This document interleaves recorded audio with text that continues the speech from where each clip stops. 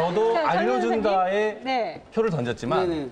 김태훈 씨하고는 생각이 다릅니다. 아 그렇죠. 네, 바꿀 생각이 수가 없죠. 엄연히 부모 가정과 자식 부부의 가정은 별개의 가정입니다. 당연하죠. 결혼을 시켰으면 그 부모와 자식 간에는 경계선이 필요한 겁니다. 그 경계선이 바로 아파트 현관문이죠. 침범을 해서는 안 돼요, 동의 없이. 그거는 맞는데 집을 사줬다고 해서 주장할 수 있다라고 생각하지는 않습니다. 그렇게 생각하는 부모는 생각을 바꾸셔야 될 것 같아요. 그렇죠. 그죠? 그러나 이 사안에서 제가 왜 알려줘야 된다라고 했냐면 방법상의 차이가 있는 것 같아요. 우리 왕종훈 선생님이 yes, but 이렇게 하라고 그러는데 but하고 그다음에 but이 그 비밀번호를 바꾼다 이렇게 말씀하셨는데 그건 조금 그런 것 같고 그렇게 계속 바꾸다 보면 본인이 그렇죠. 잊어버릴 거 아니에요. 오히려 못하는 상황이 돼요. 일단 알려드리고 아무 때나 오시지는 않았으면 좋겠다라고 선을 긋는 게 좋을 것 같아요. 그렇지. 선을 긋는. 그렇죠. 오실 때 전화를 주시고 저희가 준비할 수 있는 시간을 주십시오. 이렇게 솔직하게 말씀드리고 관계를 정리하는 게 맞다. 양진 변호사님 말씀에 좀 반대하고 싶은 게 그렇게 예의를 갖출 정도의 시어머니면은 알려달라고 하지도 않을 것 같아요. 네. 그러니까 지금 몇 가지 말씀. 와, 이번 주제가 많은 분들이 지금 굉장히 감정이 몇 가지 몰입을 말씀. 엄청 하셨어요. 네. 집을 자기 능력으로 부부가 같이 사지 못한 집이라면은 그러고 내가 권리만을 주장할 수는 없어요. 나는 사생활 침해 받기 싫다. 나는 독립된 그 개체로서의 나의 가정을 지키고 싶다라는 마음이 있으면 분명히 비밀번호 알려주지 않는 대신 이 집 사주셔서 정말 감사하다. 우리가 열심히 일해서 돈을 갚겠다라고 명확하게 말씀을 해주셔야 돼요. 그 어느 세상에 부모가 집을 사줬는데 자식이 그래 난 안 알려주는 동시에 난 앞으로 돈 열심히 벌어서 내가 페이백을 하겠습니다. 이런 자식들이 있으면 나와보라 그래. 갚은 놈 지금까지 하나도 안 없어. 그랬기 때문에 앞으로 그래야 된다는 거예요. 그러니까 옳고 그름을 따져보자는 거죠. 이거는 아들한테 정말 명확한 이거 공식적인 거를 선생님 갖다. 정확하게 말씀드리면요. 사실은 집을 사주면 안 돼요. 당연하지. 정확하게 얘기하면 집을 사주면 안 돼요. 당연하지. 근데 이미 사준 집이고 사준 집 때문에 문제가 되고 있다면 이 집 자기가 지금 능력이 없는 상태에서 결혼을 한 것 같거든요. 제가 볼 때. 근데 이건 그럼 당연히 갚아야 된다고 생각해요. 그러면 그 집을 전세를 주고 원룸으로 가서 가실 생각이에요. 분명한 이야기. 만약에 시어머니가 비밀번호 알려주지 않겠다면 너네 여기 내 집 내가 이 집 팔겠다 혹은 집을 안 사주겠다. 그럼 당연히 이 여자분은 알려주지 않을 거기 때문에 오케이 하셔야 되고요. 그러면서 자기가 월세로 가건 전세로 가건 자기 능력에 맞게 다시 옮겨야죠. 저는 이 결혼 전서부터 신부가 이런 거 가지고 고민한다는 자체가 그치. 저는 이 신부가 너무 문제가 있다고 생각하고 시엄마가 예를 들어서 비밀번호를 알려달라고 그랬다고 해서 예의에 벗어난다? 그런 싹통머리 없는 얘기가 어디 아니 있어요? 근데 지상렬 씨. 네, 시엄마가 비밀번호 정도 알고 아니, 있는 거 근데 아니에요? 잠깐만. 아니, 우리가 드라마, 영화를 너무 많이 봐서 그래요. 뭐 아들, 며느리 있는데 뭐 거의 사이에 섞여? 그거는 미저리 같은 얘기고요. 형님 아감이 열렸거든요. 좀 얘기 좀 할게요. 네. 그러니까 나는 무조건 신부가 문제가 있다고 생각을 해요. 결혼 초부터 이런 거 가지고 문제를 삼는 거는 신랑에 대한 믿음이 없는 거예요. 그리고 신랑에 대한 완전히 그 수면 내시경이 되고 근데- 파악이 됐으면 그 정도까지 얘기를 안 하는데 아직까지 신랑에 저 대한 아감이 미련이 좀 없기 나가봐요. 때문에 잠깐만 샤랍다 아감이? 오케이. 저는 그렇게 생각해요. 네. 그게 시어머니가 아니고 내 친구든 누구든 간에 비밀번호를 알면 그러니까 불안할 것 같아요. 누군가가 문을 열고 들어올 수 있다라는. 그렇지. 그러니까 예를 들어 아무도 없고 나 혼자 있더라도 문을 벌컥 연다라는 그런 전제가 있기 때문에 그러니까 이게 굉장히 그럴듯해 보이지만 사실 이상한 모순에 빠진 게 뭐냐면 결혼은 독립된 가정이기 때문에 아무에게도 타치받아서는 안 된다. 그래서 시어머니로부터 비밀번호라는 프라이버시를 지키겠다라고 했는데 친정 엄마에게 그냥 해주겠다는 거예요. 아니, 친정어머니한테도 알려주면 안 돼요. 친정엄마도 안 되는 내가- 걸로 보면은 아까 내가 분명히 동의를 구했잖아요. 다 알려준다며. 그러니까 뭐냐면 엄밀히 이야기했을 때 이거는 이 가정의 어떤 프라이버시를 지키겠다가 아니라 내가 불편한 사람은 못 들어오게 하고 내가 편한 사람은 들어오게 하겠다는 거라고요. 자, 이 부분에 대해서 지금 방청객에서 굉장히 본인의 의견을 피력하시는 전 분이 저분도 계세요. 패널인 줄 알았어요. 오늘 같이 동참을 하셔서 어떤 의견 있으신가요? 아, 저는 반대인데 솔직히 집 사달라고 얘기 안 했잖아요. 자기 아들을 위해서 집 사주신 거잖아요. 자기 아들. 어머. 그리고 지금 7월 달에 결혼하는데 벌써부터 비밀번호 알려달라는 거는 뭐내 압박이에요. 나 언제든 찾아갈 테니까 너희들 준비하고 있으라 그 말이잖아요. 제가 또 아는 친구가 결혼을 해가지고 비밀번호 가르쳐줬대요. 좋은 입장에서. 근데 시도 때도 오시는 거예요. 솔직히 둘이 신혼부기 때문에 눈만 맞으면 방으로 들어가고 하는데 내 집에 와서 내 냉장고를 열어보고 다 뒤져본다는 것도 기분 나쁜 거예요. 그렇죠. 잠깐만요. 그 얘기에 대해서 참 모순이 느껴지는 게 내가 사달라고 그랬어요. 장친 아들 사줬지라고 얘기했는데 그러면 이 집에 대한 권리는 아들에게 있어요. 아니, 그러면 아들이 그 비밀번호 그 알려준다고 했을 아들의 때 권리는 마누라한테 있거든. 아니, 지금 아들한테 있어요. 그럼 말장난이죠. 잠시만요. 예. 저보다 나보다 더 강하네. 친정 엄마는 전화를 하세요. 딸 불편할까 봐 먼저 전화를 주시고 가도 되니 하고 물어보시고 또 저기 신랑 불편할까 봐 안 오세요. 그거는 굉장히 어떤 주변에서의 경험 때문에 그러신 모양인데 제 주변에 있는 다른 사람들은요. 남편이 집에 반바지 입고 있는데 친정어머니들이 수시로 들락날락 거리는 집도 있어요. 야, 그런 집도 있는데 거의 태반은 신혼 때는 그렇게 안 하신다고요. 그 태반이라는 게 도대체 어디 통계냐고 도대체. 비밀번호를 알려달라고 했잖아요. 발상 자체가 시어머니를 원망하지 않다고 생각하고요. 그 며느리 싸가지죠. 부모님의 권리가 있는 거예요. 네가 감히 내 아들을 우습게 안다. 폭언에 폭행에 발로 밟으시고요. 물건 던지시고 며느리 마음을 건드려서 내 아들이 편할 수가 없어요.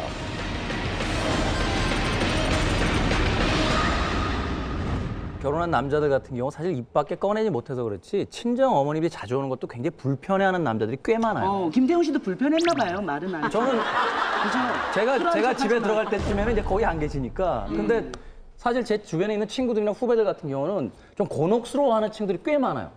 근데 그 얘기를 아내에게 하게 되면 대뜸 돌아오는 대답이 엄마가 와서 집안일을 얼마나 도와주고 뭐 반찬도 해다 주고 뭐라고 얘기해버리면 남자들의 특성상 거기다가 대항해서 뭐라고 얘기를 하지 않고 지금 입을 말 다물어요. 잘했어요. 역지사지.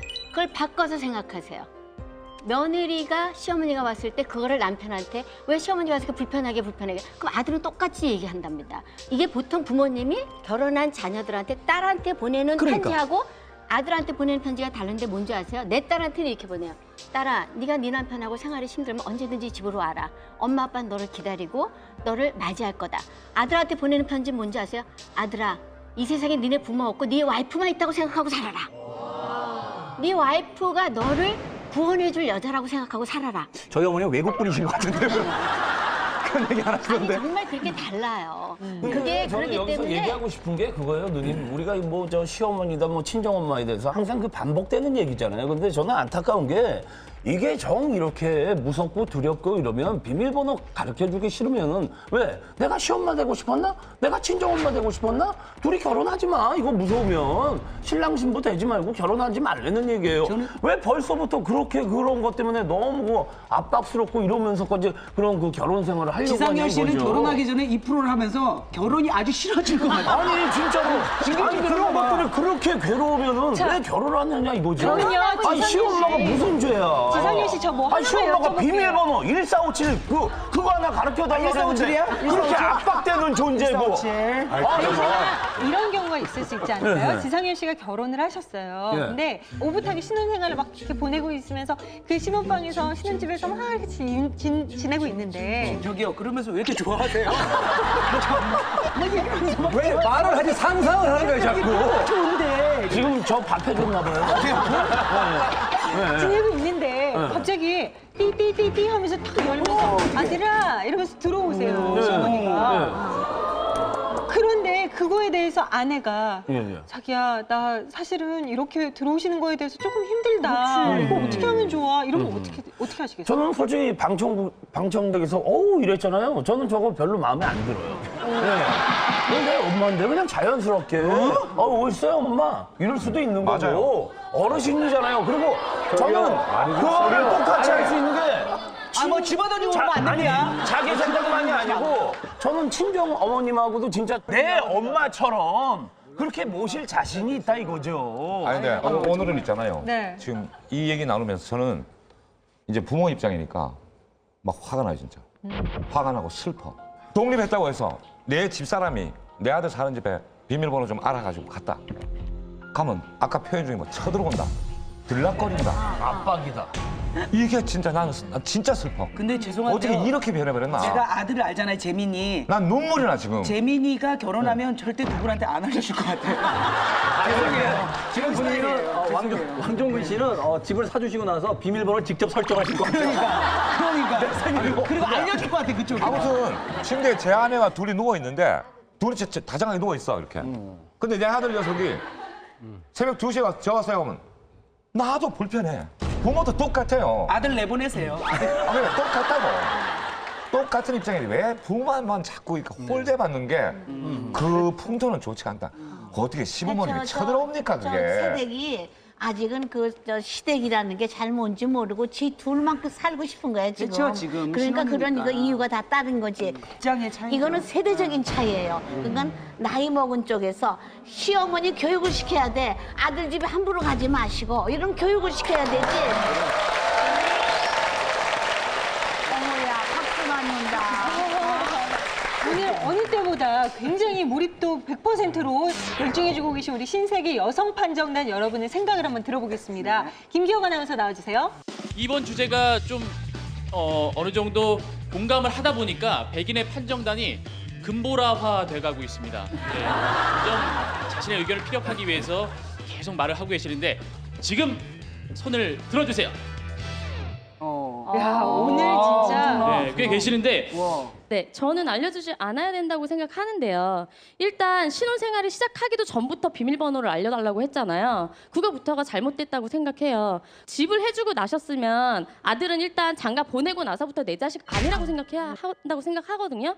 저도 아들이 있지만 아들이 여자친구가 생기면서부터 제 아들 아니라고 생각할 거예요. 그게 마음이 편하거든요. 근데 시어머니가 집을 해주셨다 그래서 비밀번호를 누르고 들어오신다는 거 그 발상 자체가 시어머니가 현명하지 않다고 생각하고요. 양가 부모님이 알아야 될 거면 두 분 다 아시던지 아니면 두 분 다 모르시던지. 그리고 아까 전에 그 말씀하셨잖아요.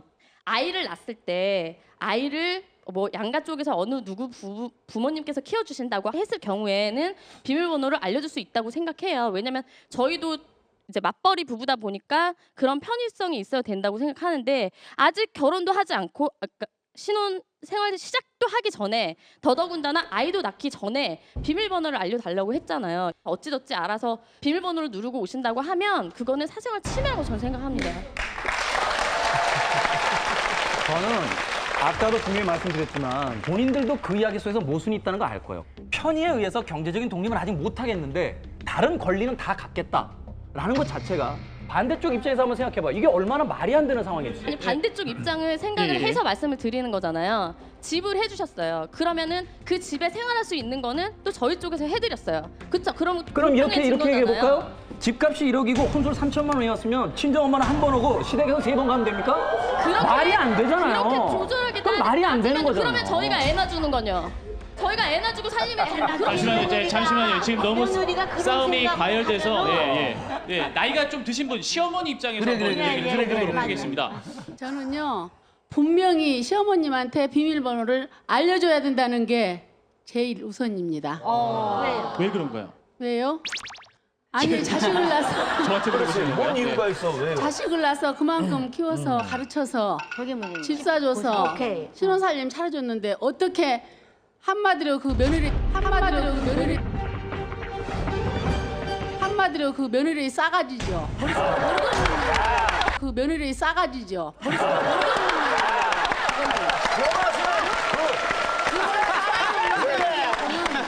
정말 통하지가 않습니다. 어떻게 알려줘야 됩니다. 천 번이고 만 번이고 알려줘야 됩니다. 어머니, 시어머니께서 며느리에게 아들 집에 비밀번호를 알려달라는 그 심리는 뭔가요? 부모님의 권리를 찾아야죠. 아, 그 집에 비밀번호를 부모님의 권리가 있는 거예요. 부모님은. 아니 그 권리가요. 저는 그렇게 제가 자식이 내 있어요. 소유물이 아니야. 뭐 결혼시켜 나도 독립시켜주는데 가만히 무슨 권리가 계세요.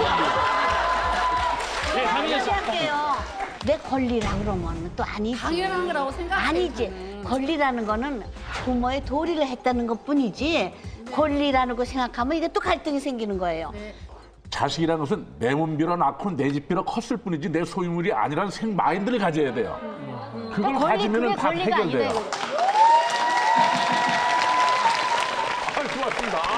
저 박수 받았어요. 아니 그럼 그쪽은 아드님이 계세요?